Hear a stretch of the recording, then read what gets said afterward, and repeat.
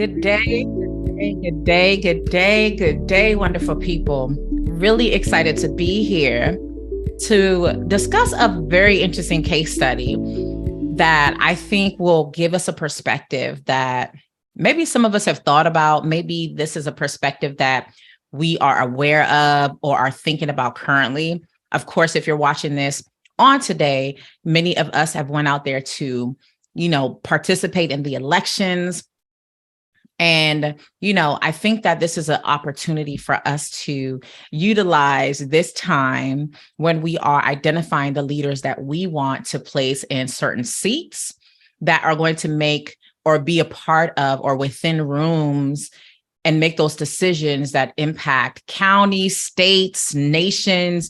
I mean, the decisions and the way a state is ran or a country is ran could impact a bigger population that stems outside of maybe, hey, it's just for the state, maybe it's just for the county, but we don't really recognize how those decision makers do also have an impact on how others see how to do leadership or how they make decisions and so on.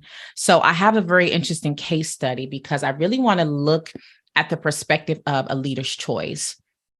When you have an opportunity to choose who you want to have placed in the seat, what happens when it runs into someone you know, someone that you're friends with, somebody that you have a history with, and they are in a position where they can now be placed into a leadership role that will, again, have that impact. So I want to explore that topic and look at two figures or especially one that we know. But before we get into it, make sure that you share this, you have liked, you subscribe. Maybe you're watching this on my YouTube channel. So make sure you comment and subscribe so you can continue to get this content. Maybe you're watching me on Facebook, but wherever you are, make sure you connect with me, comment, share, because again, that's how this message expands and reaches the masses and connects to other people that are all around. And it's important for me that you all are getting this message and other leaders are having this conversation, even those that are aspiring as leaders. So make sure you do that. Like, share, subscribe. Maybe you're listening to this on a podcast platform, but make sure you do that. That's very important. All right. So who is a part of this case study? Well, Oprah and Dr. Oz. Now, if anyone that's an Oprah fan, you have at some point seen Dr. Oz on her platform at some point. However, Dr. Oz is in a position now where he is running for, he's a part of the elections and he's running for a very important seat. And you find that, these two individuals are affiliated. They have some level of rapport, relationship, right? They might be associates in some capacity. No one knows the depth of someone's relationship with someone if you're not them, but they are affiliated. Many out there consider them as friends, but there's been some interesting conversations about their relationship because although they have a relationship, although they might have a friendship, Oprah has decided to endorse someone else that is specifically running against Dr. Oz. And I want to refer to him as Dr. Oz because again, that's how many of us know him. And there's been discussions about, okay, is it right or is it wrong? Do you support your friend? Do you look at it from another perspective? And by no means is the goal of this conversation or this topic to look into it from a political standpoint. That's definitely not the goal, but it's to really look at decision-making and what to consider in friendships and relationships, because you really have a battle or a consideration of, do I choose someone because of a friendship or relationship, or do I look at it from the perspective of who is the right choice? Who is the right fit for this role? Who is the person that we should specifically identify as the fit? And that might be someone that you're friends with. That might be someone that you're related to. But how does that impact that relationship? But essentially, how does that decision impact the masses? Because again, that is what it's truly about. So I'm going to share an article real quick that I found on CNBC that kind of touches points about this specific relationship. So It talks about, a bit about some background about their relationship, because I can't assume that everyone watching here knows the relationship between Dr. Oz and Oprah Winfrey. So, of course, we know Oprah Winfrey has a major platform, right? And in this article, it identifies it's a notable snub for Dr. Oz because, again, depending on someone's social status, where they are, who they know, who they're affiliated to, if someone else decides to back someone else, it could have a level of impact. It could be like, whoa, what's going on here, right? Because, again, sometimes who you know and who's connected to you or who supports you, it does have an impact on those that are selected for certain positions in certain seats.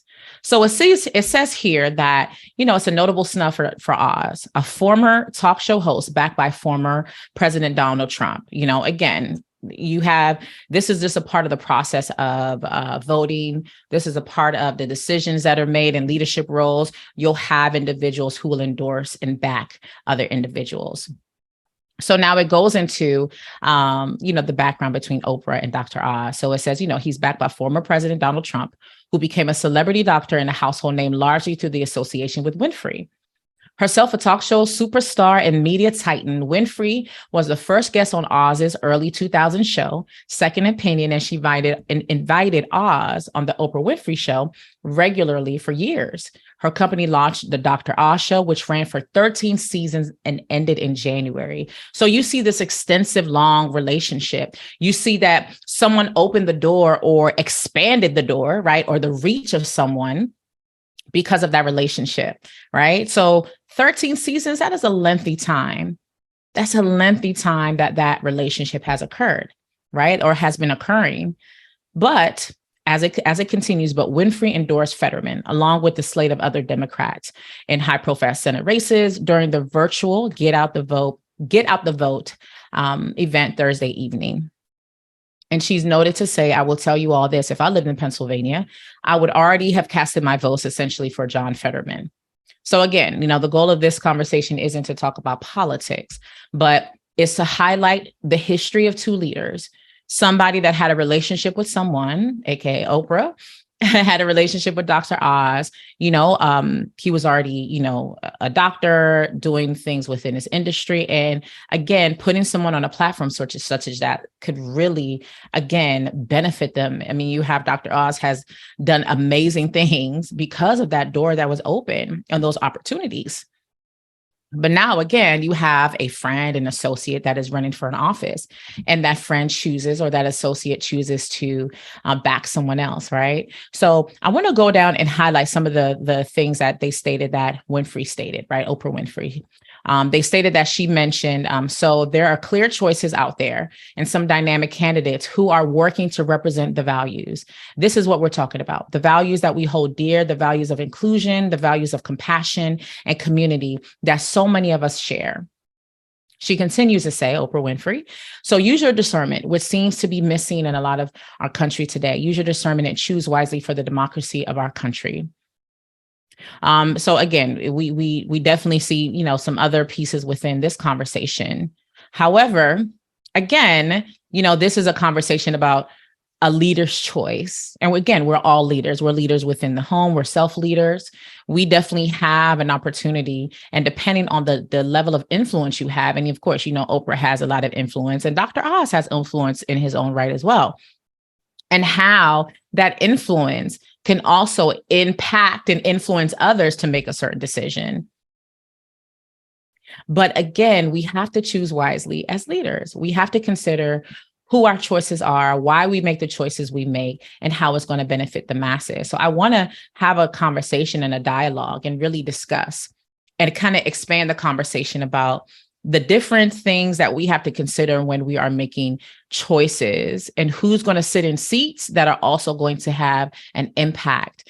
And it's going to also extend or make some major changes within a state, within a country. It could be within the individuals next door, within an organization, within your span of influence, within your home. Our decisions as individuals and leaders can truly, again, impact many.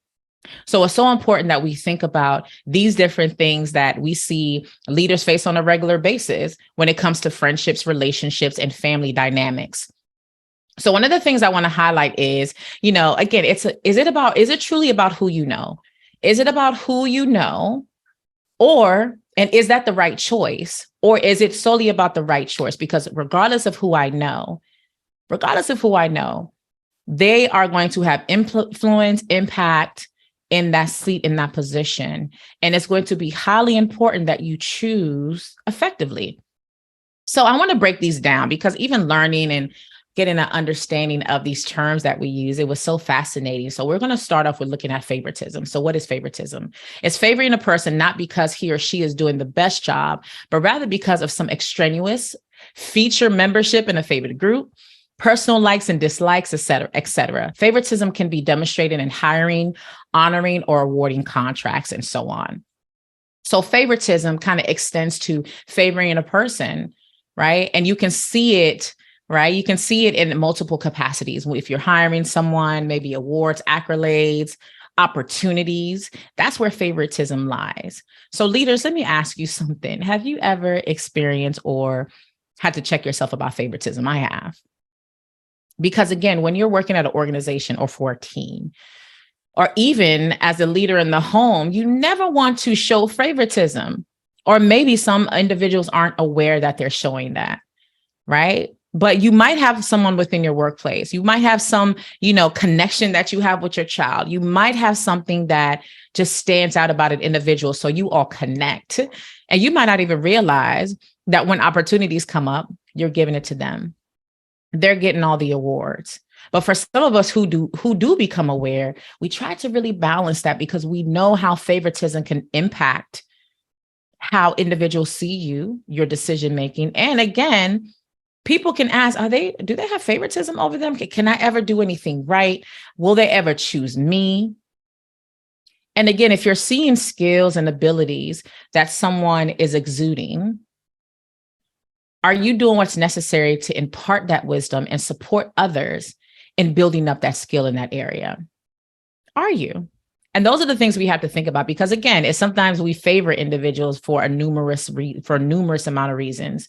However, some individuals have favoritism because they just connect in a personal way. And there's certain things that you just can't teach anyone. Sometimes you to connect, but we also have to think about the impact of favoritism and making choices based on who we favor. And again, it's not saying that the person that we favor isn't the right choice. The question is, how is it influencing and impacting those around you? So let's continue to cronyism, okay? This is partiality towards friends and associates. So now again, favoritism was looking at a person, anyone, right? Now cronyism now looks at friends and associates, right? So this is kind of when we're going into that relationship between Dr. Oz and Oprah, because they're friends, right? They're associates. We don't know, again, the depth of that relationship. Who knows? It might have evolved over time. But it occurs within a network of insiders, the good old boys or the good old gals, if you call it, who confer favors on one another. So now this is, okay, I am going to hook up my friends, my associates, people that I'm connected to. And you have this, what they call a good old boy system, which again, you can say somewhat like, in the space of, corporate or even any type of entity, there's these group of individuals who just seem to make sure and support each other in multiple capacities. It could be helping them get into different positions. It could be opportunities. It could be a multitude of things. But you are going to make sure that that friend or associate gets what you think they deserve, or just because they're connected to you. So now this is when you're going to favor that person. And Oprah would have been practicing cronyism if she made a choice to go with Dr. Oz. But again, although they're your friend or your associate, are they the right choice? What is the position? What is the impact of you selecting them? How would it impact others, especially if they aren't the right fit? That is the question. And now let's go to nepotism. And now nepotism covers favoritism to members of family. So again, favoritism overall a person, cronyism, friends and associates. And now nepotism is favoritism towards family members. Both nepotism and cronyism are often at work when political parties, right, recruit candidates for public office. So we see this a lot in, you hear about family dynamics or family dynasties, right? They might own a brand. And the only individuals you're going to see in that C-suite, the only individuals you're going to see in the executive tier, or maybe a mix, right? It might be some individuals that are outside of that family dynamic, but are going to be family members, right? Grandpa inherited the company, and then his son, or his daughter, and so on, right? And you see again in political parties, we've seen, scenarios where you see a family that has stayed within the realm of politics, and you see that name frequently, like such as the Kennedys, right? Such as, the Clintons. You hear these names and you see them float around public office for a lengthy amount of time. And this, again, extends from public office, sometimes, again, in the day-to-day workspace. You're going to see like this flow of family members. But again, is it the right choice? Is that the right fit for that role? Do they have the experience and the knowledge? How will it impact that organization, the people that are there? Because again, as I always say, our decisions don't just impact us. It impacts the organization. It impacts those connected to that organization. It impacts so many different things, from policies to procedures, because someone can come in, like, for example, if we're considering the changes happening in Twitter, and totally change how things are run. That could occur.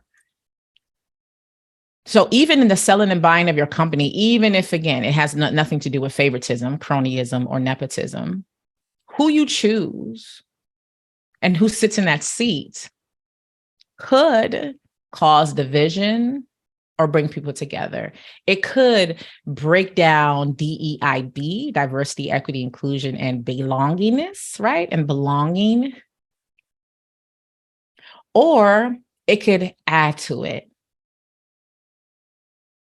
But now we're dipping into values. It now is dipping into choice, because essentially a CEO of an organization, whoever, or maybe the board, or whoever has that opportunity to make the selections, it's their choice. It's their choice on how they want to do it, because sometimes once a company is sold, I got my check and that's all I'm worried about. In some cases, not all. And it might have nothing to do with these. But in some cases it is. And although you keep it in the family, although you hire that friend, although you favor that one person and you've helped them elevate to that position, are they the right fit? And I believe in that article, if we consider it again, Oprah talked a lot about values, what was important to her. What does she find as valuable? And let's go back to it again to refer back to it. She specifically stated, right? There are clear choices out here. Choices. But then you hear her state who are working to represent the values. The values of who? The person in that voting seat, in that seat the voting seat to place the ballot or submit that candidate for, whatever that role is, or have influence in that room to shift those opportunities or give out those opportunities. She talks about inclusion, compassion, and community. So those are things that we can say Oprah finds valuable and finds important, values, and wants to align with someone that wants to do the same. Now, we're not saying that Dr. Oz doesn't want to do the same at all. And again, I keep repeating this. The goal here is not to identify who to vote for or choices in that sense, but we're looking at this as a case study to really identify and get some specifics as to why she made that choice. Because even though the other side is, even though that Oprah Winfrey might have, again, choice, she also has a choice to say, I'm going to choose my friend is because I value this relationship. And I'm sure she values her relationships as well. She has to. I mean, he was on for 13 seasons. However, some values do, quote unquote, trump others. So she spoke about discernment and choosing wisely. She talked about the democracy of our country. She used choice, and you can identify what she found valuable. Not that she didn't value her relationship with Dr. Oz. She probably did. But the thing is that there's sometimes values that are more important. So you ultimately make your choice based off of that. Is she wrong? Is she right? I'm not the one to say that. I don't believe anyone does, because again, we all have choice. But we have to also think about the long-term impact, the big picture, how it impacts others. And you also, again, individuals think about it from how does it impact our relationship? So quick recap: favoritism, favoring others, anyone, cronyism, friends and associates, nepotism, family. Let's keep it in the family. And it also can have, again, that aspect of you can favor a family member, and you can also practice cronyism with the family members as well. And you see, again, political parties, you see that occurring a lot within that realm. So what is the concern when this happens, right? It's fairness. Because again, if we want to highlight one key area that we have to consider when we are deciding, or we're living within one of the realms of favoritism, cronyism, and nepotism, is fairness. Because others are watching within that company, others are watching within that organization, others are watching within the household. Because again, we're leaders of self, leaders in the home, we're leaders in the community, but we're also leaders in the workplace and so on. And the interesting thing is, interesting enough, is few people see it as a problem. Have I ever recommended someone because I'm like, okay, they're a great fit. I work with them. I mean, they killed it. They were amazing. And that might have been someone I favored. So I recommended them before I recommended another person. I have myself made the choice between, okay, do I want to recommend a friend, or do I want to recommend the best fit? And I lean more on the side is, who is the best fit for this organization? Because I have to think outside of myself. I have to think about the company's needs, the organizational need. I have to think about the individuals there, the culture. I have to think about how this will impact the faces, the individuals who extend outside of our external customers, our internal customers, how it all impacts that. And if a friend of mine, I'll tell them about the job, I'll support them in that journey. And when they show up for that interview, may the best man or woman win. May they win, whomever they are. And although in a room with full of panel members, you might have, again, it might be 4 of you all. So you might have, 1/4 of the influence in that room. Or your influence can weigh so heavy that, you make the final decision regardless of what anyone says. But I lean on the side of fairness, because I have to think about, what I process is, how does it impact the masses? And it looks like that is what Oprah decided to do. Okay, I'm going to make my decision based off of how I see the world, what I value, what I consider is important. And I value fairness. Now, is everything fair? No. But I want to consider, if I put someone in this position and they're ineffective, that's also going to be attached to me. That's how I see it. So even if I think someone is great and I favor them and somehow they end up in that position, I always say to them, normally they have that same perspective, I won't let you down, or I won't make you look bad, because it's bigger than me.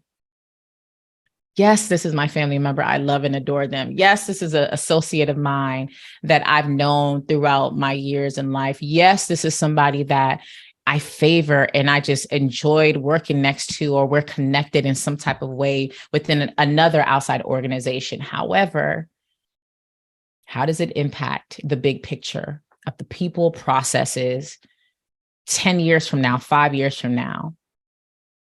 But again, to each his own. And again, as I mentioned here, few people see it as a problem, because it still happens. Even when we're unaware of it, we will tend to highlight. And even when we're on an interview panel, there might be someone that we begin to favor within that. But is it fair? Are we looking at the skills and the abilities? Are we looking at what the position requires? That is the question. So I wanted to bring you all this case study because I think it's really fascinating to see that this is occurring. Because again, in the world we live in, influence matters. There are certain spaces where who endorses you matters. And when you have tied that up with a relationship, a personal relationship, or family dynamic, it can get tricky. And the rule of thumb and the practice might be, let's bring this person on board because of the fact that they are a family member. But is that the right choice? That is the question. Because one decision, again, can impact not just the people within that organization, but so many layers. It could have a profound impact on how businesses run 10 years from now. Their shift of a policy and a process could be something that takes years to undo. And I think that as leaders, our choices are so powerful. And it's something that we need to consider and think about. Really, really recognizing that we hold a level of influence or quote unquote power in a sense that could have a profound effect. Now, again, you can choose someone that checked all the boxes and then they don't do as well as you were hoping they were. But if you knew that you made that choice out of fairness, then it is what it is. We can't control how someone is going to perform and how someone's going to show up.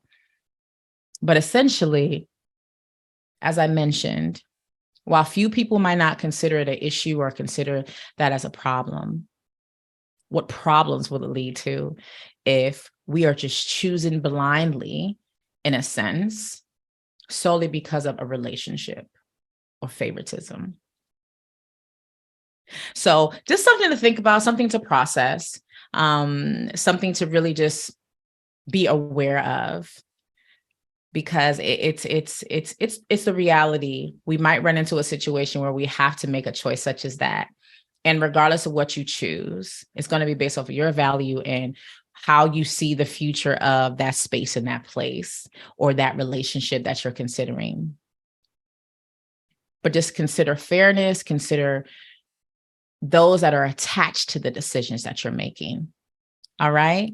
So if you have any insider perspective, please leave it in the comment area. Again, like, share, and subscribe.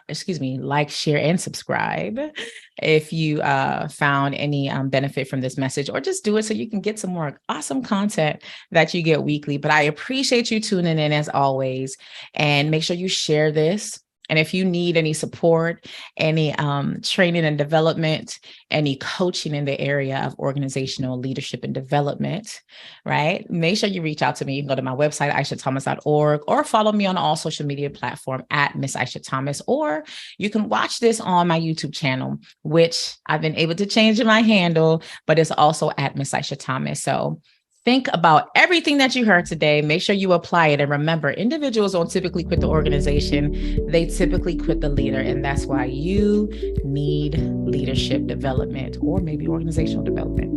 We don't know. Make those right choices, leaders. See you another time. Wait a second. Just had to take a quick pause because I wanted to check in with you. Has the information you received on this podcast, on the series of podcasts, or even the information that I provide right here, has it been beneficial to you in any way? And are you like, you know what, that's an area that is a blind spot, an area that I need to work on. It's something that I really need to pay attention to. Well, I want you to take a minute and do what? Schedule a consultation.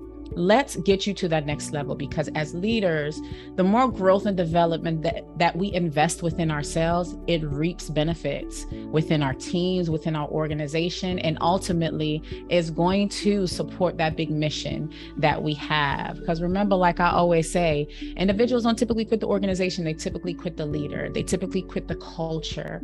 And if we want to be change makers, we want to be leaders who set trends, we have to grow and develop. So make sure you connect with me. You can email me at info@aishathomas.org, or you can go to my website, aishathomas.org, aishathomas.org, and schedule a consultation so we can get you to the level where people want to be connected to you versus move away. So go do it now.